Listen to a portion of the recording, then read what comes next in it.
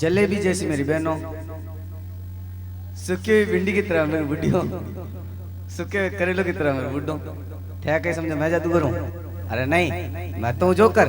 अब्बे जी का वाला जादूगर साहब, वे हमारा नौकर। तो बाहर आपके सामने हमारे प्रोफेसर जैन जादूगर गोपाल, एक बार उनके लिए जोरदार तालियों से स्वागत।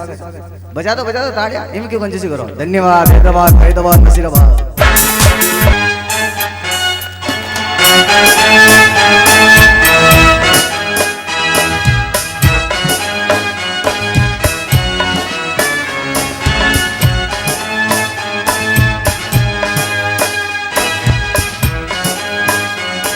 हेलो। और जब ये पंच परमिष्ठा एक साथ मिल जाती है और एक साथ विकसित हो जाती है तो फिर जिन शासन का ध्वज किस प्रकार से लहराता है। बोले जिन शासन देव की।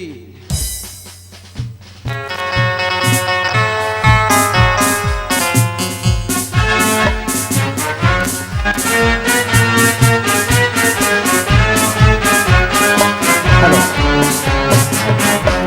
एक बार माँ सच्चा माँ की जोरदार जयकारा करेंगे। बोले सच्चाई माता की।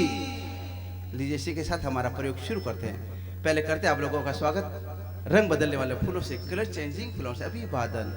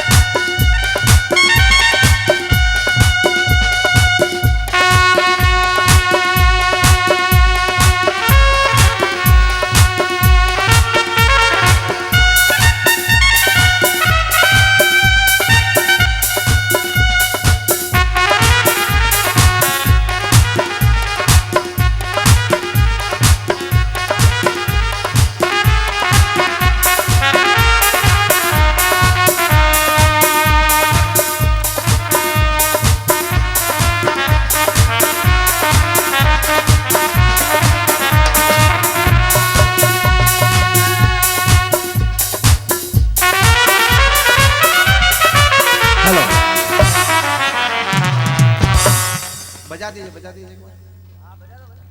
Thank you, thank you. अगला जो प्रयोग दिखाने जा रहे हैं, समय बहुत कम है, सिर्फ 5 मिनट 10 मिनट और लेंगे आपके, उसके बाद हमारे दूसरे और साथी कलाकार आए हुए हैं। राजा मेघरथ जीवदया के पालक इतने दयावान थे कि उनकी व्याख्या पूरे देवलोक में होने लगी।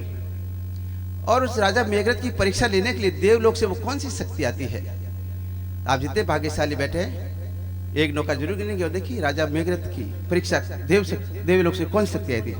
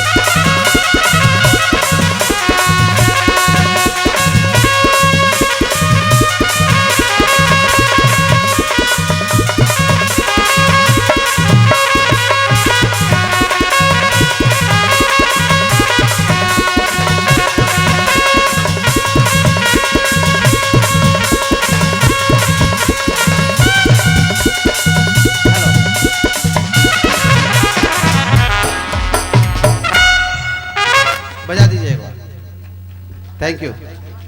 देखिए राजा मेघरथ की परीक्षा लेने के लिए देवलोक से कबूतर आता है दिव्य शक्ति के रूप में, और पीछे से एक बाज आता है उड़ता उड़ता। कबूतर आता है राजा के पास, बोलते राजन मेरी रक्षा करो, बाज गिद्ध मुझे खा जाएगा। राजा बोलते हैं जो जीव मेरे पास आते मैं उस जीव की रक्षा करता हूं। गिद्ध बोलते राजन इस कबूतर को मुझे दे, मैं खाऊंगा।